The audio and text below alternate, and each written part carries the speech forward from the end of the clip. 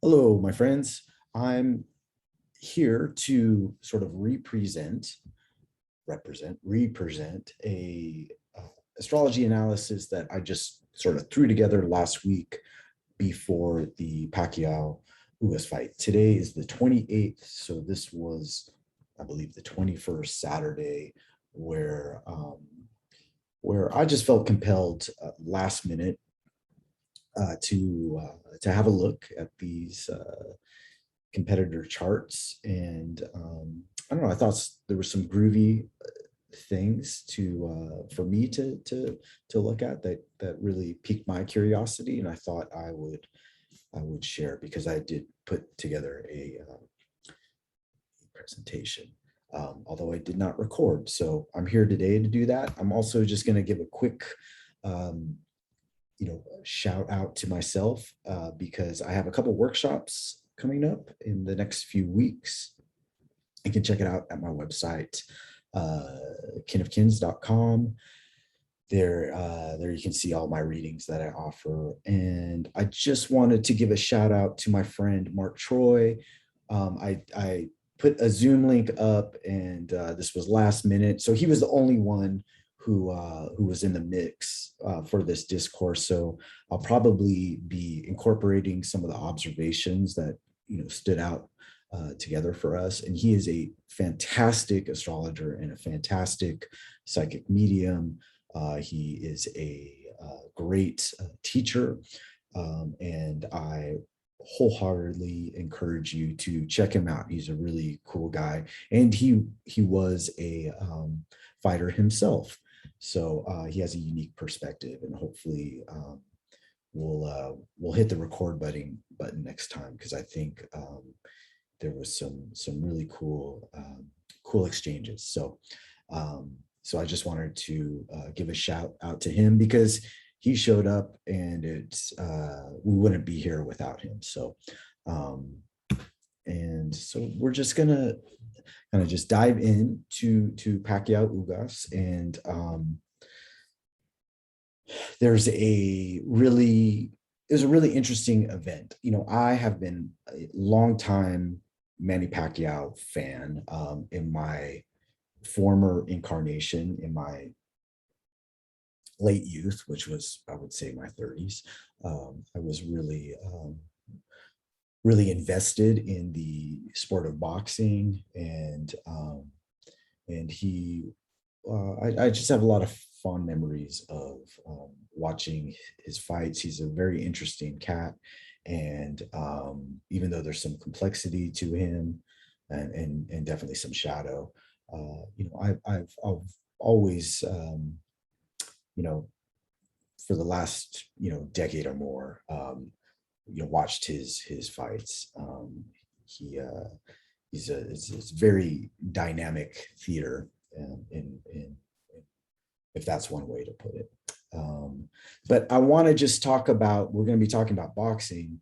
So I just want to give a framework of just where I'm coming from in this. And I'm intending that this exercise is here to foster creative and spiritual and archetypal recognizance through astrological examination. And so this in look at the meta narratives in order to affect universal tolerance in our own lives. This I would say, even though we're dealing with the coarseness and some of these malefic tendencies in a arena of combat, I'm hoping that there may be in some reflection or in some approach a some means of our own spiritual realization. So we were looking at this in a predictive mode last week. Who was going to, be victorious in this fight? And so I just want to say, any of these techniques or any of this vantage that's offered here is a utility for educational prerogative, to indicate the intelligence of this work of astrology rather than an objective. The arriving at a declaration of a winner or a loser in this context. You know, it may be as we'll see, it may be warranted, you know, some viewpoint or standpoint. But that's not what we're trying to work through here. For example, a prediction that is right, that just indicates the worthiness of the approach. Okay. And I have to say this, although we are dealing with persona related to the controlled violence in the sport of boxing, this exercise is not intended to promote amusement in combat or masculine attainment through the trials of armed conflict. That's a big one for me, just because even though there is something in boxing that's removed from the streets or the battlefield, there is a there's a symbolic apparatus about striving through tribulations, through war, you know, through fights, and this exercise is not here to affirm that. And maybe in some ways, you know, this is a larger philosophical deal. You know, maybe in some ways it's to find paths of agreement and disarmament in a meta quality of this.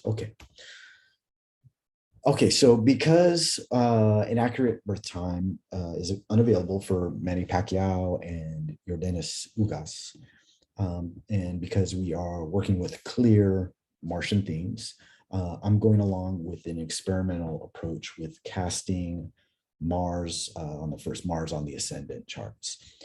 So that is, we don't have, it's not available to me, and it's not available to the general public. And this is true about a lot. I would say a lot of fighters. I mean, people don't, you know, have the accurate birth time, so that we don't know the house, the ascendant and the house disposition in a clear way. So because we are dealing with Martian themes, I'm just going to take their Mars, because we have a clear sort of ballpark there, because you know, Mars does not change, the position of Mars does not change so much in the day-to-day. And we're going to use that as an ascendant. So so just keep that on mind. The moon itself, you know, as we look at these charts, and I think most of them are noon charts, it could be way off. So, and this was just from last week, and since since I was too late, you know, this is for entertainment. Don't call your bookie. All right. So this is an interesting matchup. It was called, it was determined really less than 2 weeks before. There's four sort of characters, main characters in this theater of the gods. There's the two gentlemen that you see here, but Manny Pacquiao was supposed to fight Errol Spence, who is popularly known as a very, very formidable opponent. And it was very surprising that Manny Pacquiao, who is nearing his 43rd year, which is quite old in the lower weight classes. These guys fight at 147 pounds, known as welterweight. And although we see heavyweight fighters, you know, George Foreman, and you know, Bernard Hopkins was a middleweight, you know, bigger guys fighting into their 40s. It's very uncommon for a fighter who is known for his speed, for his footwork, and is coming up Manny Pacquiao started at I want to say 106 pounds and has won belts in, in championships in 8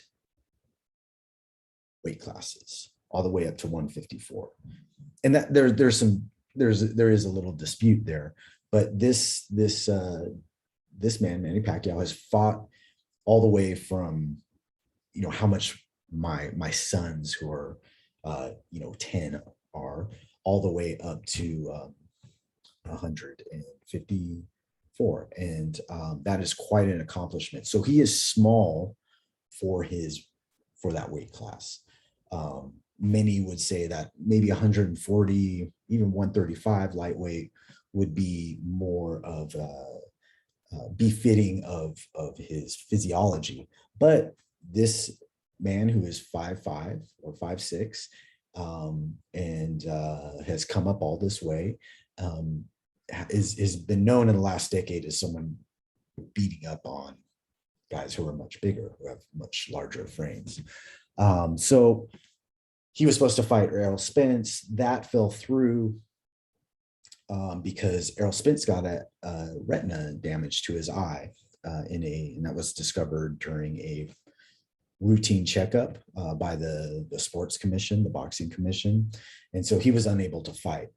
At that time, everybody was sort of, the popular, I think, emotion was, wow, this storied champion is taking on this, young sort of pound for pound dragon, and who is bigger, stronger, maybe even quicker, and going after his two belts, two different organizations. So there was a lot of respect, a lot of this admiration for Manny Pacquiao, who is, he's a Philippine senator. This man is a legend. There's a lot of respect for him taking on this very very steep challenge, but that fell through. And so another belt holder who was on the undercard, who actually held this is just boxing drama, so a lot of it is just complete incomprehensible sort of bullshit about who has the belts and the politics of that. But basically, this fighter Ugas, who is a bronze medalist, I want to say in the 2012 Olympics, from Cuba, who and the Cuban system is very technical and very storied.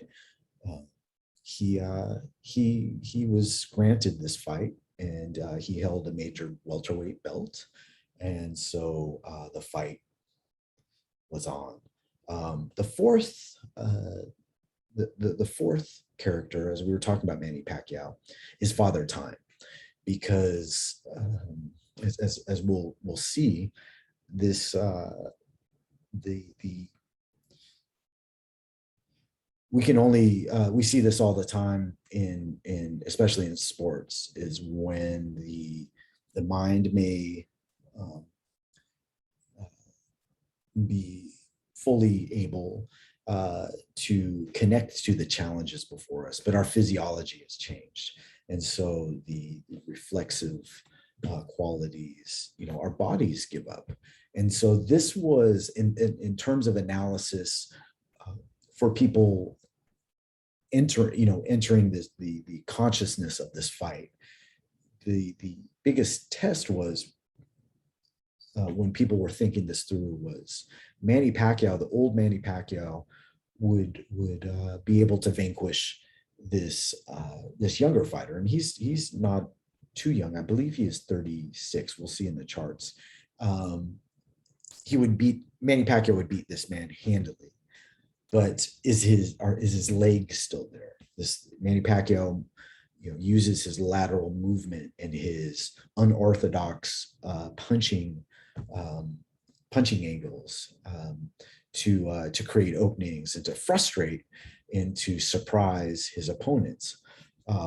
But the apparatus of youth may not be there with him And so Father Time was a was another presence there.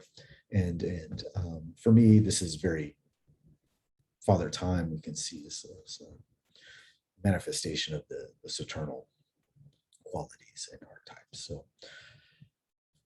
So we're going to look at these fellows' charts because it's really, really interesting. I found it interesting, at least, um, from a Martian perspective. And and maybe we can etherealize Mars and look at its maybe the subtle esoteric qualities that I think are just as consequential, but about ignition and incarnation and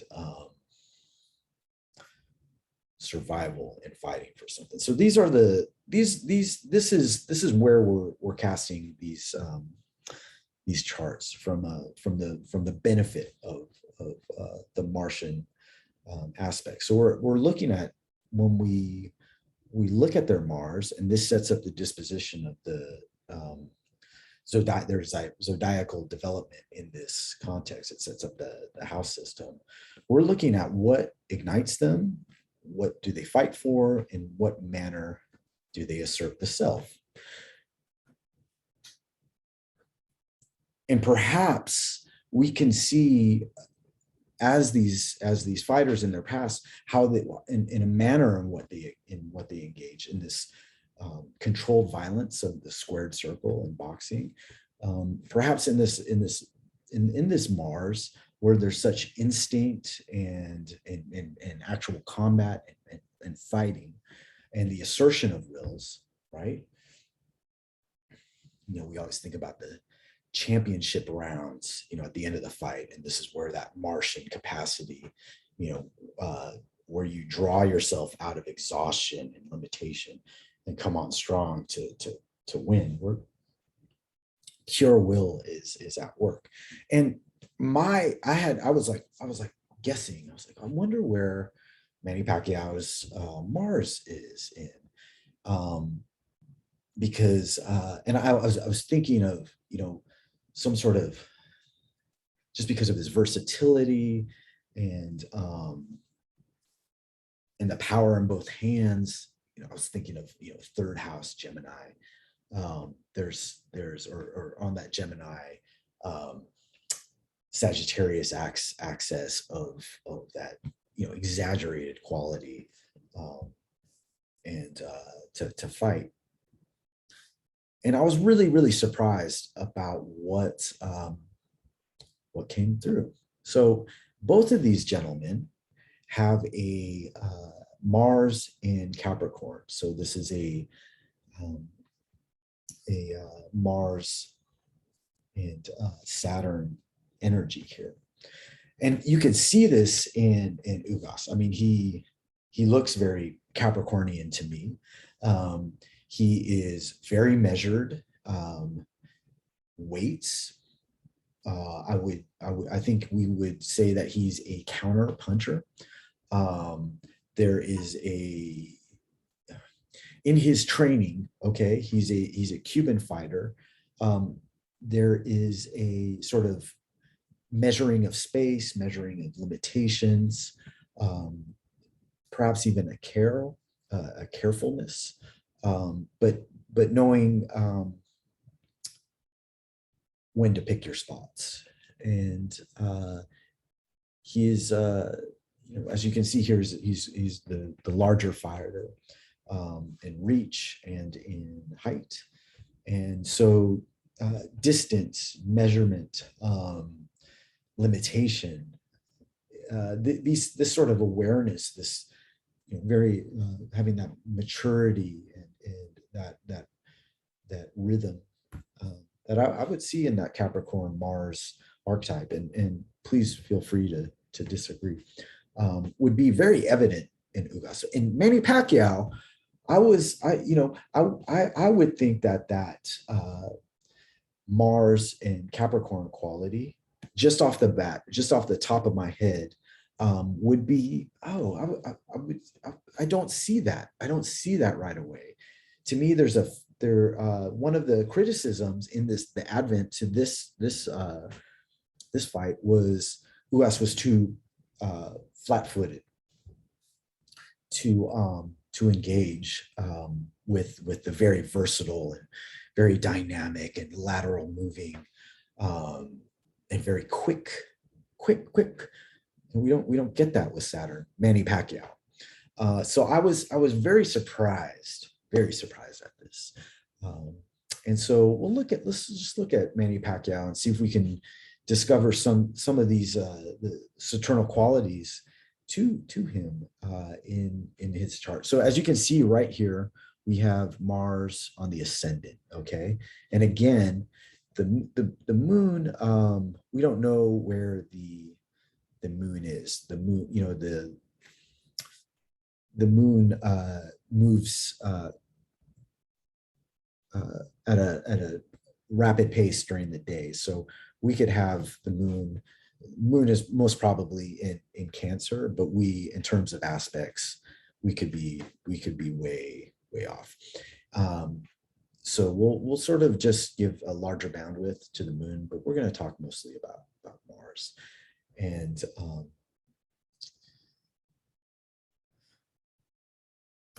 so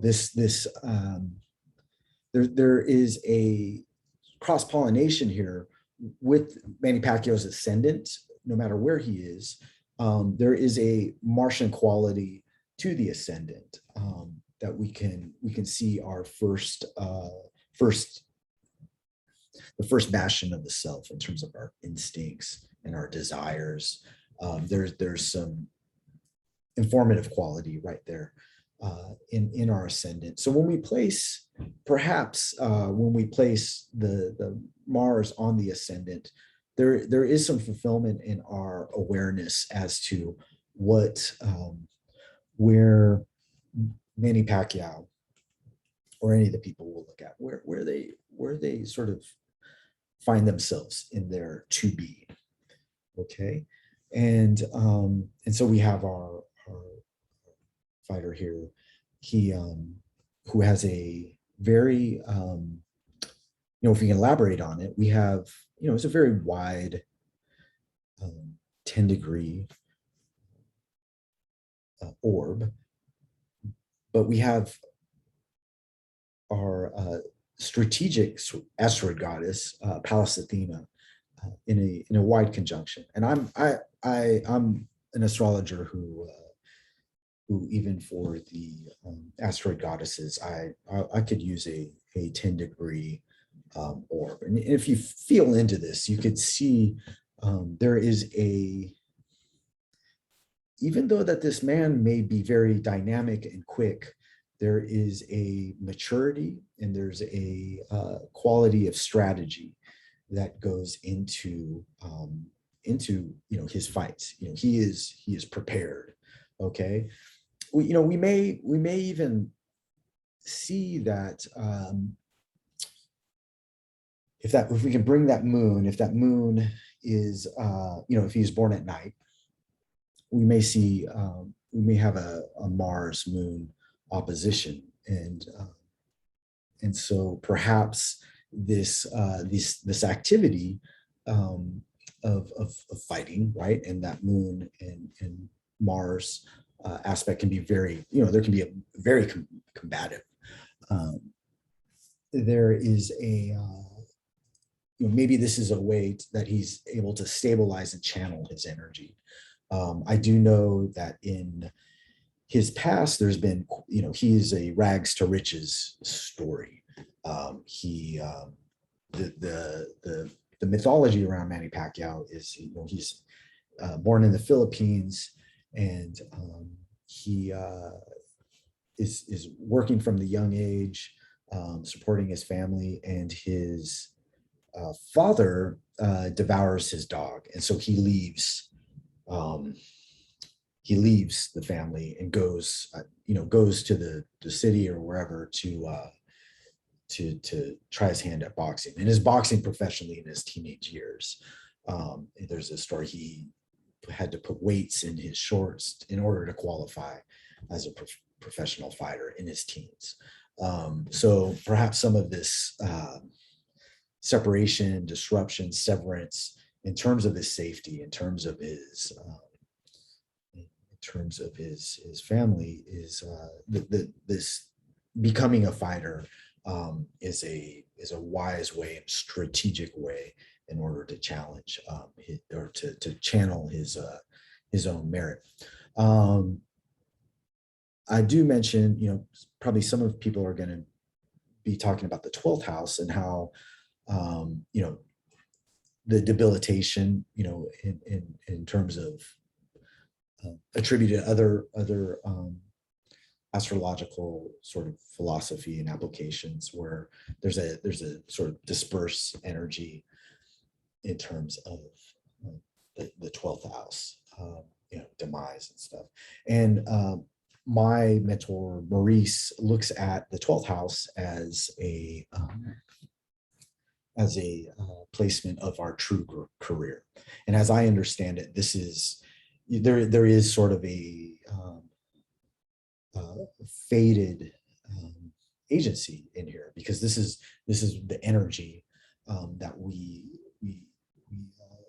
is easily bestowed to the collective. There's not a there's not the Saturnal sort of barriers and boundaries. There's a boundless energy here, where his sun, and you would think his sun and his Neptune together, that could be we could look at that as an etherealization, or a disbursement of the solar opportunity of purpose and expression. In Sagittarius, having to do with composing a personal truth through and a cosmology that pervades even our understandings, but through personal experience. But this, to me, is a very public place, and so I can see his the fame and the qualities of becoming bigger than the self, and maybe in some ways this helplessness of the self in terms of this destiny. This is not someone who is so private. Okay, so I just wanted to throw that out there. Also, we'll come back to this, but the Mercury there is really interesting. So the ruler of our friend Mars and this Pallas Athena, just think of that together, of this assertion in a very strategic manner, in a very mature manner, and that sort of analytical quality is supported in the Saturn Virgo in the 9th house, in a conjunction to that North Node. So just getting keywordy on that, 9th house, again, the Sagittarian sphere of beliefs, truth, intuition.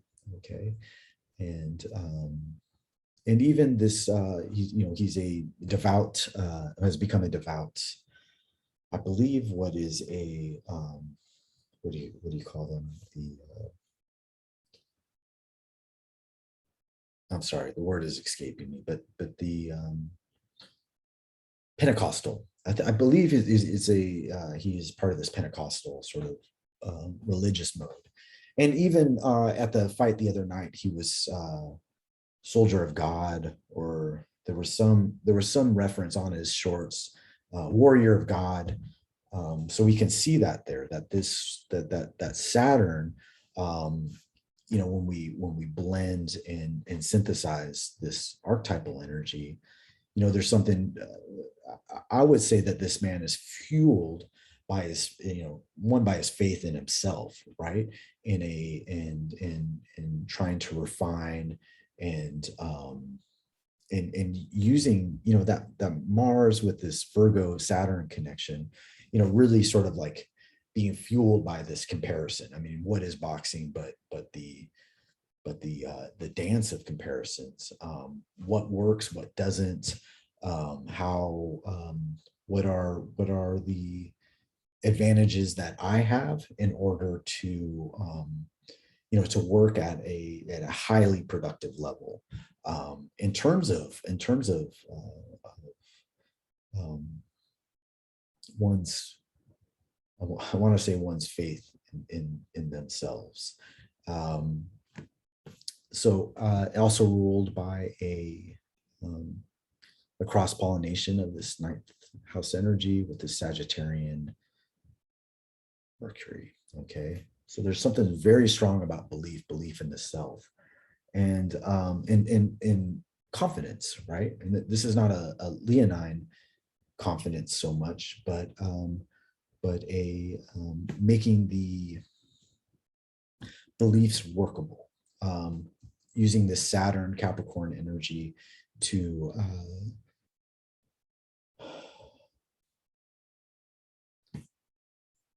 fight for something that in the heart and mind, beliefs that will stand the test of time. And so this, we can see some of this like biblical quality. Even the they're not to get too far out there, but there is a Christ-like quality, a Masonic, it could be a complex with this man. He, at least this is the what they tell us all, but he makes all millions and millions and billions of dollars, and he gives it away to the poor. And we can also see some of the governmental, he's a senator, he's a the governmental um, ambitions here, Saturn, Virgo, efficient government. We have this Pluto, Libra in the 10th house. He's a potential presidential candidate. And so and with this Masonic complex, this story of basically fighting his way out of poverty into superstardom. At times he was maybe the most popular athlete, or one of the top 5 popular athletes in the world, and this until recently. And so someone who is ultimately this Neptune sun, generous, cross-cultural, he's admired in so many ways. So let's get back to the fight. I also want to say, one of the things that doesn't surprise me as I look deeper into this chart, and there's him prays before every fight. Okay, it's just very interesting to me. I'm always surprised by the beauty of astrology. But this makes sense, that he's just not a flurry. He's just not a Tasmanian devil, where his arms are everywhere and he's brutalizing you with impacts that come out of nowhere.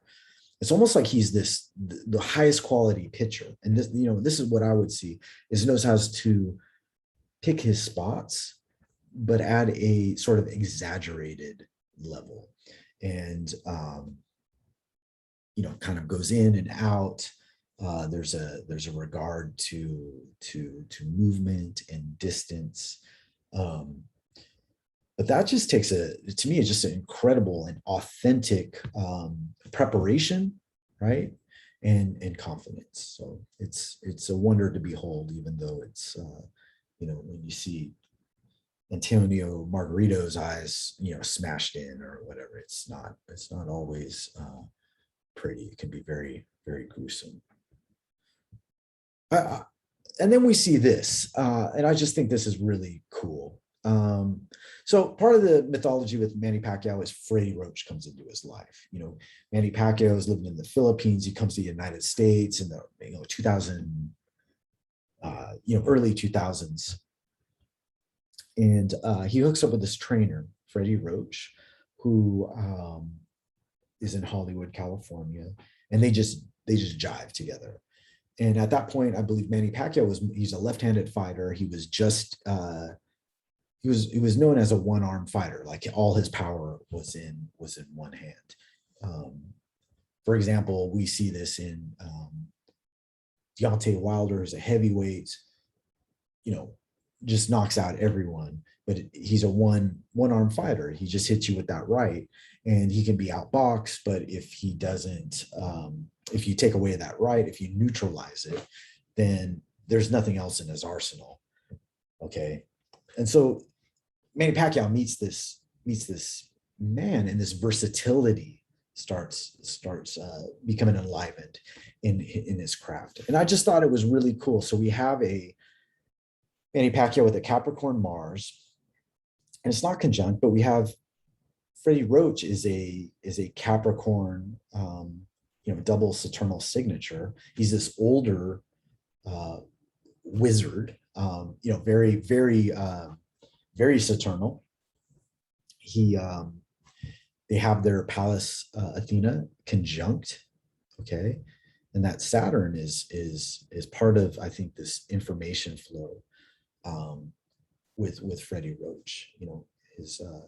His Pallas, their Pallas Athenas are conjunct, and so is Freddie Roach's Saturn on Manny Pacquiao's Pallas, and it's trined Manny Pacquiao's Saturn, okay, and in the nodes. Their nodes are conjunct, so they're about 19 years apart. Okay, so it's very interesting, very very interesting. Freddie Roach's South Node is on their, or I'm sorry, Freddie Roach's Mercury is on their South Node. They're square this Sun and Neptune. So I think this is a real recovery point for them in terms of this, Manny Pacquiao's Martian journey, and Jupiter on Manny Pacquiao's ascendant, conjunct his Mars. I just think that's really really interesting. That there is a, Jupiter or Mars. There's a what I see in boxing, especially with the trainers, is almost the same intensity as the story guru relationship in the Vedic tradition, where basically I don't know if you ever seen, this is the worst analogy, but it's coming out of my mouth, so I'm just going to go for it. But in Mad Max Beyond Thunderdome, you have Master and Blaster, right? And you have the little man who sits on top, who's the mind, and then you have Blaster, the body. And that's a very crude and unsophisticated way to perhaps look at it, but I think it fits. Like there's something about the mind, the strategy, relying on age, relying on prior experience, relying on what is sustainable, what can last through the ages in terms of knowledge. Okay, and Freddie Roach has that 0 degrees Capricorn, even though Jupiter is known to not be so comfortable in a Saturnal sign like Capricorn, and feels constricted, right? But there's a lot of procedural method and methodology merit to that, and I would say gifts there. So this knowledge and this structural tendency, the trainer sets up the structure for success, not only the strategy but like the training schedule, and is aware of what works and what doesn't. And there's obviously a play of destiny, with these men. There's they have described it themselves, as I've read, a father and son relationship. And perhaps with this South Node on Freddie Roach's and Manny Pacquiao's, this Mercury on their South nodes, right? There is some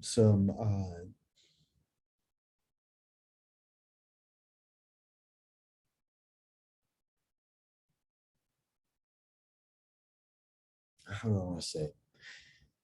Oh, I think there's some spiritual transference going on there, and we see the tactile life of the hands in Mercury, right?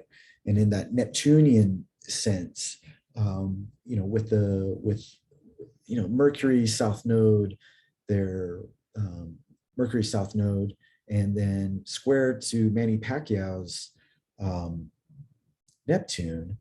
I think there is, we get more into like the spiritual dimension and the hands of fate with these two gentlemen. I mean, they've achieved immense success um, in this very harmonic and sort of cannibalistic, and ugly field of boxing. Not, it's corrupt. It's a corrupt place. There's also their Ceres is, this, story of there's a story of seasonal intelligence and grief and loss in a very sort of Aquarian way that they share. Freddie Roach's Mars is in this neck of the woods. There's just a lot going on in terms of their their similarities. Perhaps we're right here too. There's something square, the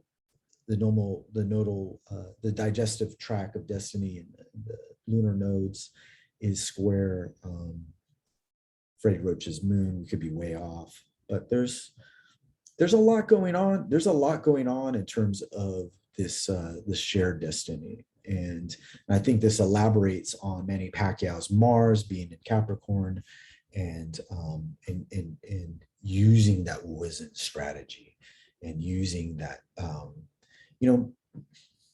those tried and tested techniques. If you ever been into the boxing gym, it has it has a sort of ancient smell, and it's a laboratory of this sweet science. So and they're trying to take all the spirit and make it real, give it structure, give it belief, and take it beyond sort of ethereal and intuitive communication, maybe in some way, and make it lasting.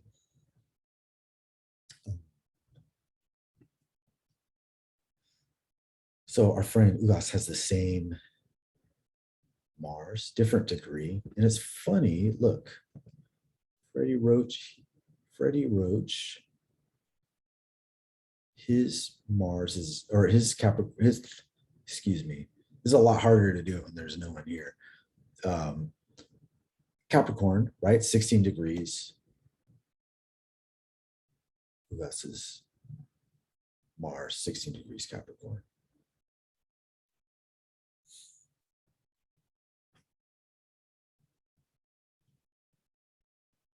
Just something to think about.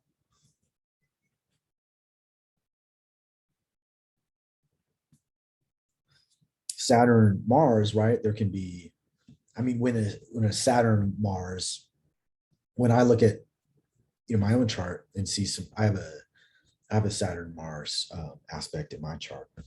I really look at those, look at those care, right? Because there can be injuries. We have Saturn, which is finite, even though it is infinite, but boundaries, limits, contractive quality. We have that Mars that wants to assert, and we can get injuries at those times, or be very frustrated. So just looking at that, and this is kind of going into time warp, where I would think that would be really interesting, because maybe some of this knowledge that Freddie Roach has, the strategy that Manny Pacquiao and Freddie Roach implement, right, could thwart Ugas's desire to be a champion, to implement the changing of the guard, right? So it's interesting. I don't know if you know the end result, but maybe wait to the end if you don't, of the fight. So ruled Saturn, Sagittarius in the 11th house. All right, this fella, okay, was I believe tried to defect out of Cuba 5 times, was caught 5 times, and and he was jailed in prison. So I see some of this here, wanting to expand foreign lands. That judo, did he leave a family behind? It's a opposes these very interesting healing signatures, in mercurial signatures in our Hygeia and Chiron conjunction.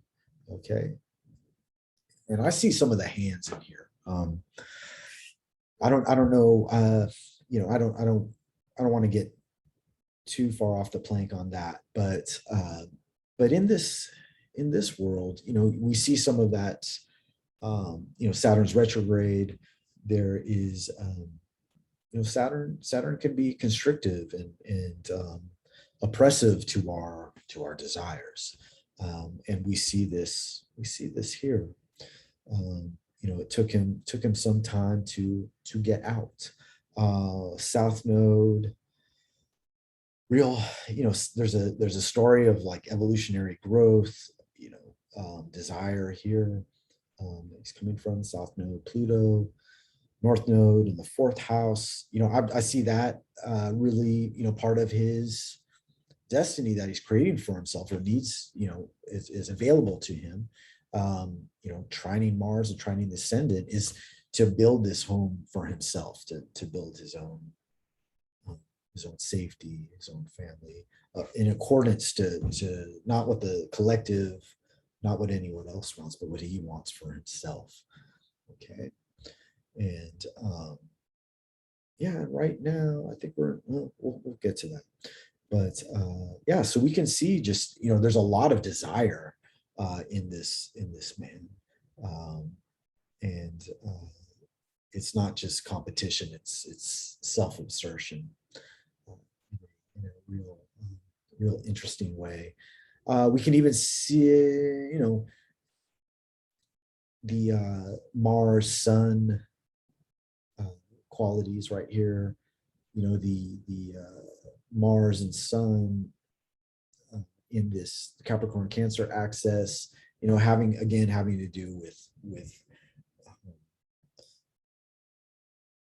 home and family, and the exertions and disruptions. I see the separation from his family, and his in this story right here. Okay, because he defected. I imagine there's difficulty in leaving the people you love behind. But then there's also, okay, do I stay in safety, or do I expand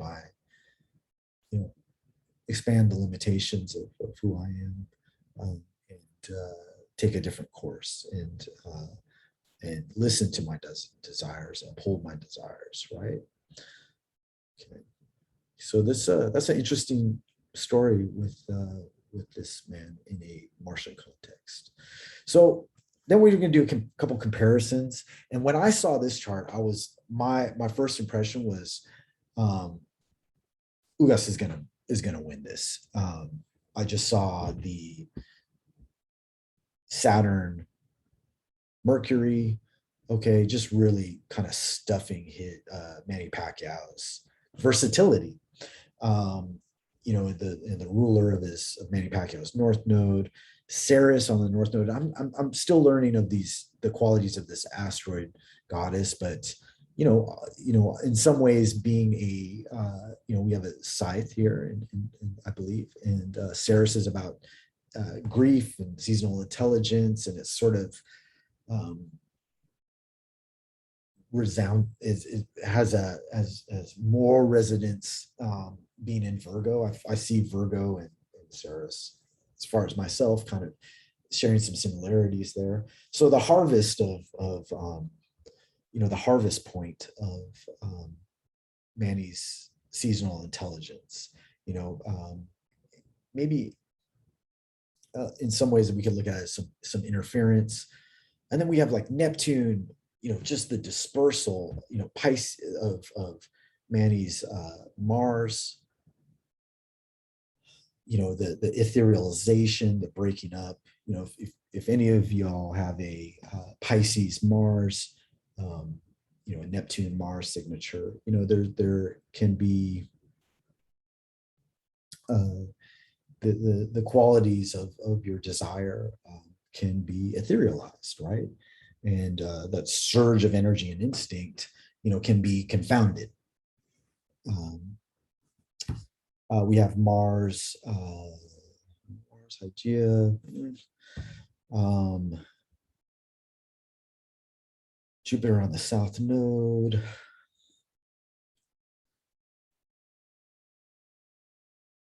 What's the other? I just think there's a lot of our outer planets kind of taking away of some of the instinctual ingenuity attributed to Manny Pacquiao. So when I saw this, I was like, "Ooh, this is going to be a hard night for this story champion," and I hope he's not underestimating him. I'm a fan of all these people because I think they're even though there's some fundamental scumbaggery involved in boxing, they're putting their ass on the line for entertainment. And as a person in my 40s, old guys rule. So I switched the charts, and I was like, oh, is there another sort of dimension that could we could see in a different perspective? And I'm just so interested in this axis, the north node, Ceres, Jupiter, south node, this deal. It just is, this is where I was like, I couldn't get a handle. I'd love to just sort of like brainstorm and listen to other people, what their thoughts on that. Just because there's a mythological story here. There's a chance at destiny here, and I just thought that was really interesting. But then we have Manny's Pluto on the midheaven. That's pretty interesting. Just that sort of resonant power of in a transpersonal context, that transformational sort of potential. Okay. In terms of our, where we fit into society. There is, what I was thinking is looking at this, Uranus in the 11th house, where Ugas has a Saturn, right? Like Ugas has to really build authority in this, like his reach in this transpersonal, very transpersonal place of community, right? And Manny's, Uranus is in a very sort of, in a Plutonic, sphere of Scorpio. And, maybe there's some, in terms of, I was like, oh, maybe we're going to have Ugas clearly win it. And there's going to be some sort of like underhanded surprises in terms of a decision, because in boxing, there's always these fucked up decisions that are just like, just ridiculous. So, maybe there's some of this undercurrent, that potentiality that we can see here of sort of surprising Ugas in a transpersonal context. Maybe this Neptune uses some of its all as one transcendental qualities to mute some of this genius that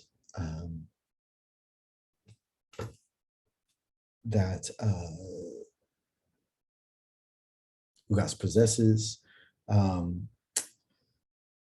The Mars can be penetrative in terms of the spiritual structures that Ugas may behold in the 12th house, in terms of his instinct.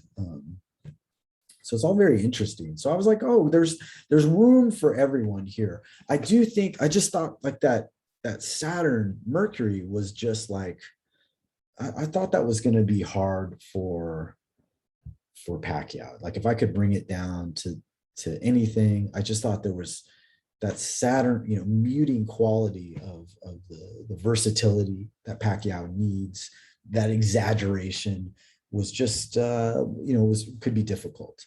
So that was that's how I was looking at. And then I was just looking at the night in a meta quality of where we all are. And I sort of attributed to where 12 a.m.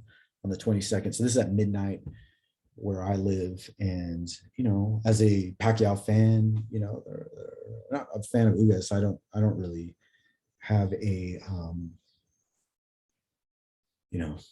we didn't put money on this, but there seems like this there's a culmination of purpose here, with the 29-degree sun, right? We're going to go into Virgo the next day. And then, I was thinking about the Aquarian energy. We have Jupiter conjunct the moon, right? And it's a full moon, right? You can see that opposition. It's a full moon.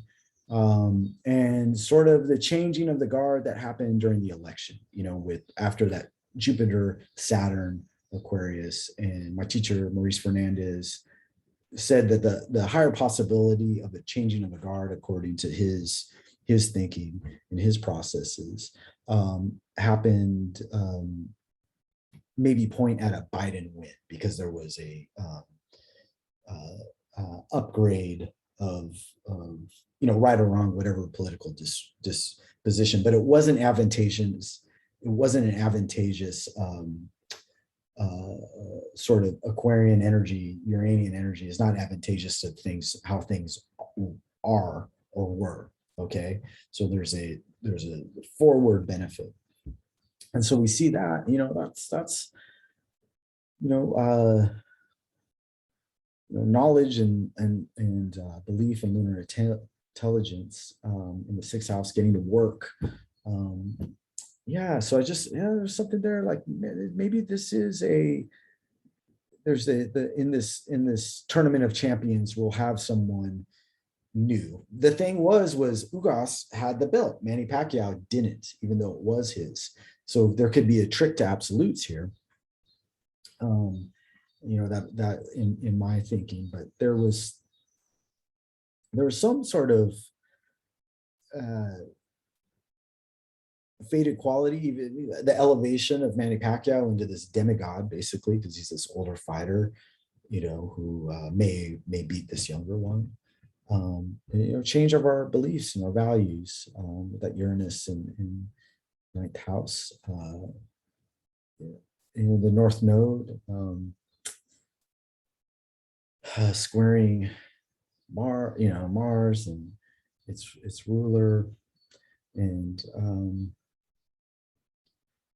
Hygeia. I thought there could be an injury. That's one thing I was thinking. I was like, is the geezer, Manny Pacquiao, he's younger than me, but are we going to see, especially with that, what is it?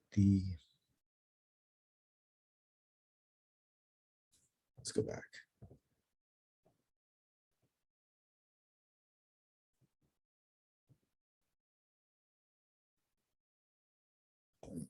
I forget the aspect.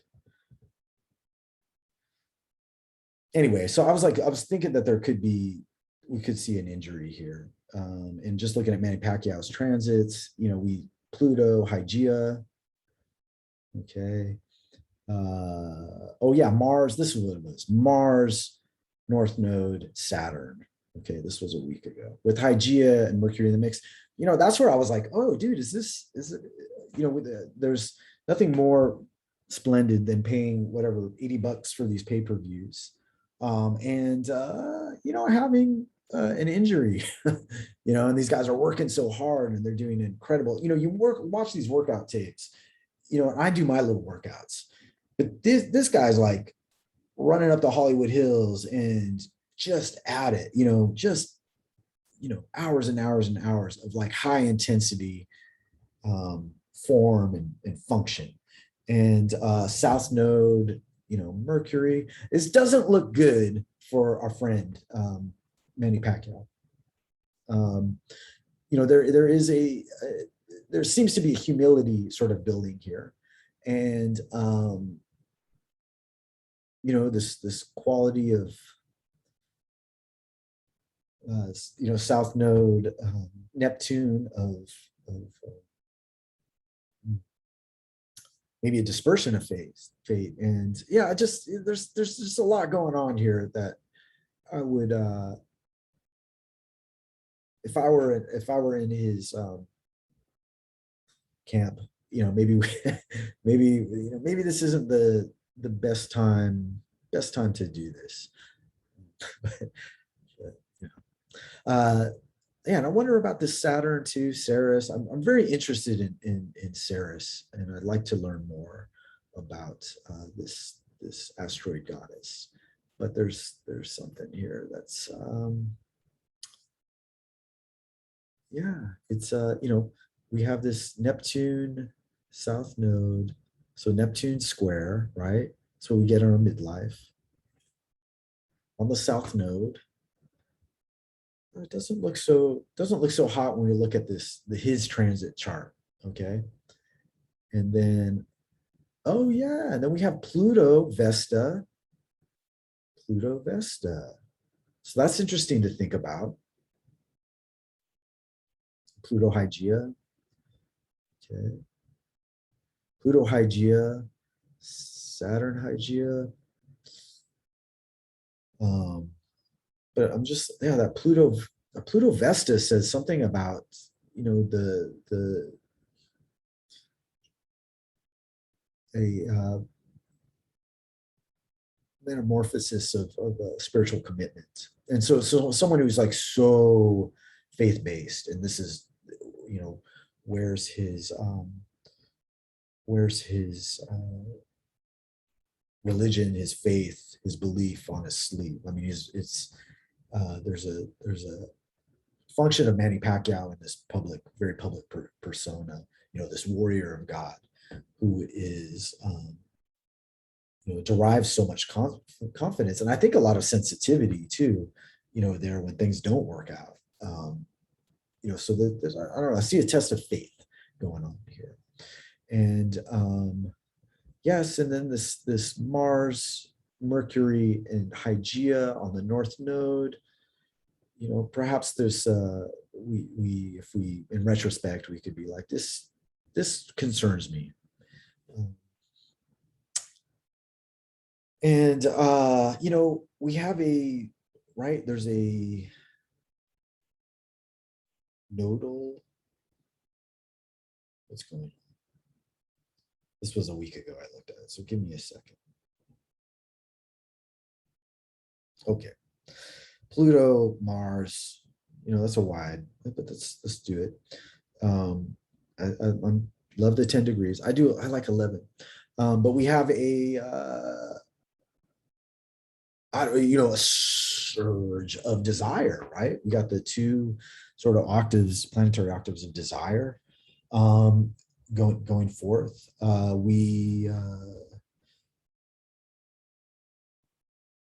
There is at this mutable Grand Cross going on with South Node Saturn. That's something that's a development that I'd be like, oh, he gets robbed. He gets on the transpersonal public platform. He gets robbed of his. That would be an assumption that I have. He gets robbed of his hard work. Okay, they gift Manny Pacquiao the victory. Then that's something that would be concerning to me. We have Hygeia square. Okay, so this Grand Cross, we have immutable Grand Cross. Neptune, Jupiter. I always like, there's a lot of people, in Pisces. I'm really looking forward to Neptune, Jupiter next year, just tracking to see what happens, because they're meeting up in Pisces. That spiritual knowledge, this is editorial apart from this chart, but there's something here that's activated. And we have Mercury and Mars and Hygeia. It's just interesting, squaring the nodes. This is very, any sort of aspect to the nodes is this. There's an impetus of realization of destiny. There is a crisis of destiny. That's how I would put it. And so it's very interesting that North Node is not far from this Hygeia Chiron. I would say that there's a healing opportunity here. That there, even with this test of wills, the there is something going on about I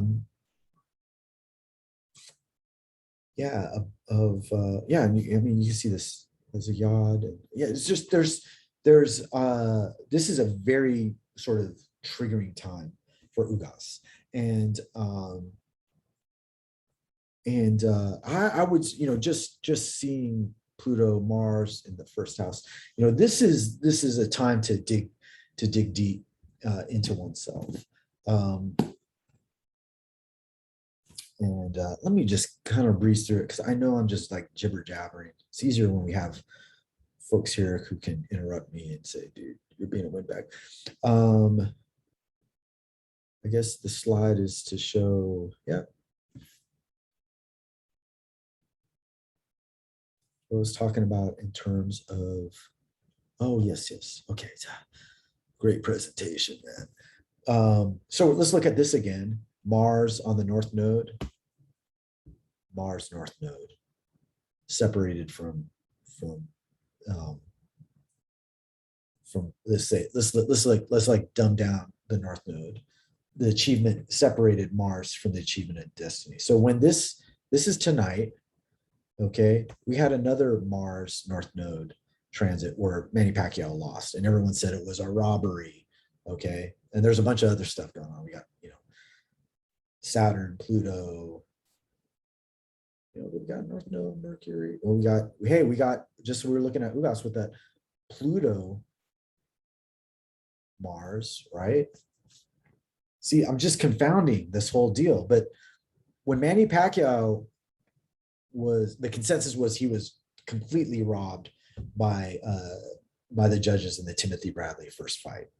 Okay, and that kind of became the breakup of this invincibility aura of Pacquiao, even though Juan Manuel Marquez 3, I thought he lost that one, but so he loses, okay, and we can look at that. I mean, any of this stuff we can just look at forever. It'd be fun to see, but that's something to take into account. So my ideal, and I don't have a recording of this, so you just say I'm a complete bullshitter, but I thought Ugas was going to win by decision or by a sort of technical defeat due to injury.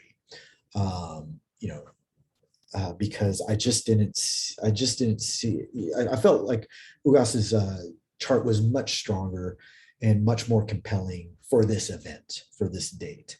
And so I watched the fight, and I hadn't bought a boxing pay-per-view in some time. I've had honestly, I've had an aversion to my prior fandom, because I do have, as I get older and my sons get older, I have an aversion to young men beating the shit out of each other for my sort of entertainment, even though there's such dynamism. And in this context, it's one of these things where we can really kind of have an immediate test of result that goes beyond an emotional level. Okay, because we're like, this is a test of wills. There's going to be a winner and a loser, or and there's going to be nuance to that, but we can sort of like track it. And so my feeling was Ugas rises, has this sort of rise to the occasion, and he wins. And I hate to say it, but I was right, and I was very careful in this, because in my astrological practice, I like to describe the conditions rather than the results, because I think that's you can work with that, and especially if you're going through what may be a difficult transit, um, having some being able to apply your consciousness to in a developmental context is a lot healthier than being like, oh, I'm fucked, or things are going to be great. We're collaborating with the universal energy. So I watched the fight, and I had Manny Pacquiao win only 3 rounds. I thought he was completely neutralized out of 12 rounds. There was just, I mean, he looked frustrated. His movement, this guy moves in and out and in and out and hits you with combinations. I thought he wasn't doing anything. He was standing right in front. He was getting jabbed to death. The long and measured and highly skilled Saturnal jab of Ugas just disarmed Manny Pacquiao. And I thought this was Father Time was in the ring, because this was it. I felt like I'll put a little asterisk there. I think Manny Pacquiao is my observation. I hope he doesn't fight. I just like, I think he has a charisma, even though I'm not down with personally down with his politics and his some of his theological standpoints at all. But I do like the generous warrior who speaks so eloquently about the need to help one another in all this. And I hope he can inspire people in different ways. These are my emotions about it, about someone I know I'll never meet, and he'll never meet me. And, so there's this fantasy of fame and this sort of delusional quality of people who have some consequence in your life, give you some joy, give you some happiness, the fandom. But there is a psychic and an emotional, maybe a links in those ways. But I'm not personally know this man, so I can't say much. But I thought Father Time was in the ring there, but I have to give credit for Ugas, because he just neutralized Manny Pacquiao. And it maybe some of those activations, right, that we were looking at. Okay. He needs to take care of this man. Pacquiao needs Hygeia, Mars, Mercury, needs to take care of his health and his mind. And there's this well, there's a lot going on for Pacquiao, whatever context you look at it.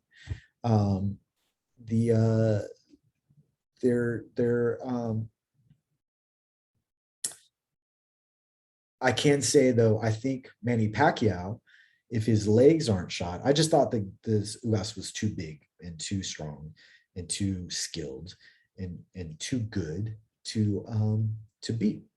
But I think Manny Pacquiao, if he maybe went down to the lower weight classes, he would have success. But I hope I hope we all go through the conflicts of our lives and use them to build resilience and savvy and strength and spiritual fortitude. But I always hope we get home to our families and to our friends and live in our best health and are able to enjoy life without struggle. So that is, I think that's it for me. Let's see. I think I've been doing this for quite a while. If you made it this far, the 2 or 3 of you, I thank you, and I really appreciate getting to share ideas. You can always get a hold of me, on through my website, or DM me if you have anything to offer or to counter. I appreciate it. I love being in the realm of ideas. Yeah, again, I got a couple workshops coming up. They're for the creative and spiritual inclined, and you can check those out. One is about Virgo season on the North Node. I mean, I can't even speak. I've been speaking too long. Virgo season on the new moon, and but the North Node um, is never mind. Anyway, it should be cool, and we the North Node is also ruled by Mercury, so we'll be getting deep into mercurial aspects about work, health, and efficiency in our lives. And then I'm doing something different on the September 11th. That is about guides and muses and masters, and just some of my thoughts and processes on how to work with these intelligence and in our own sort of special subjective way. So many thanks and God bless, and talk to you soon. All right. Aloha.